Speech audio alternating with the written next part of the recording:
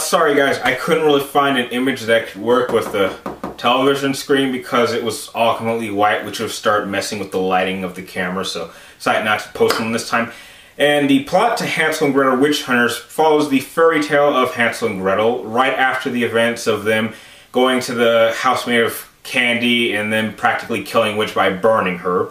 And they decide to grow up and become witch hunters, and they come to this little town in which they've noticed that a series of children have been kidnapped by witches, and they've been noticing some very unfamiliar patterns, and they decide to investigate, and it leads to a much bigger plot inviting a couple of twists with certain characters, although not very big twists, and it comes to a final battle in a specific location where a major revelation is revealed about their past, and that's really all I need to know in terms of plot.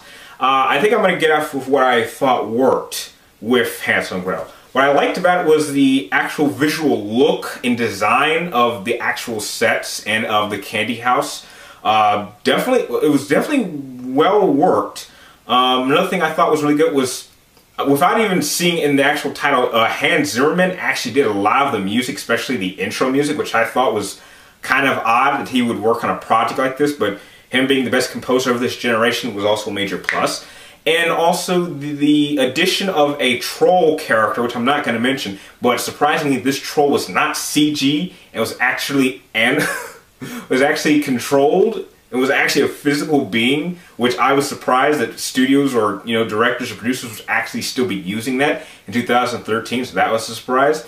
And finally, I really enjoyed the action choreography. However, because it was very well shot, very well paced, definitely had its sense of suspense and thrill to them.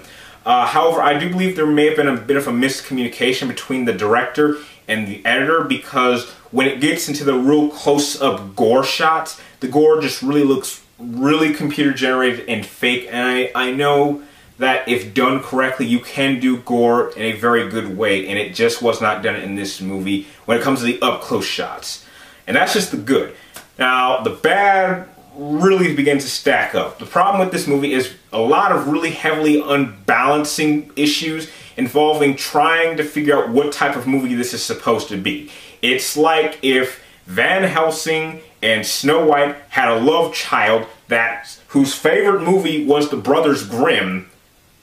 This is what Hansel and Gretel is. You see a lot of elements of all three of these movies. It tries to take the hardcore action element of a fairy tale from Snow White with the action style from Van Helsing, with having primitive weapons, being able to do rapid fire and fire machine guns during a time period which this obviously couldn't exist, with the element of the Brothers Grimm of the whole, oh, we need to save the children and stop before the full moon or something bad's going to happen.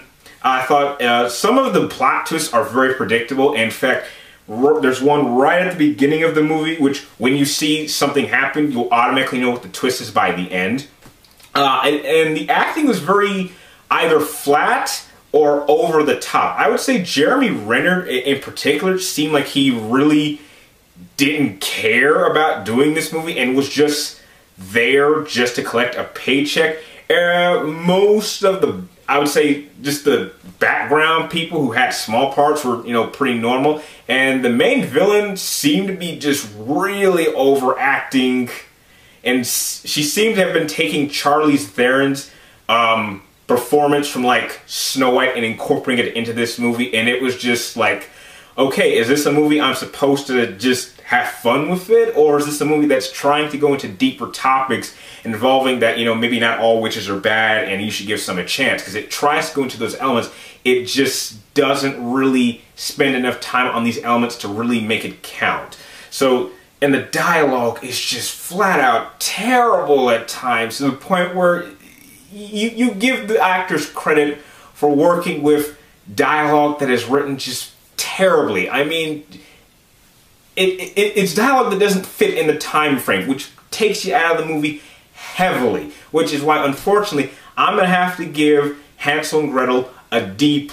There is some enjoyment to be seen here, but it's really not enough to go to the theaters, and you're better off saving this for a rental when it comes to your local Redbox or whenever you decide to see it on Netflix. If you like this movie review, feel free to like, comment down below, and please subscribe to check with me in my future movie reviews. And like always, thank you guys for watching, and I'll see you next time.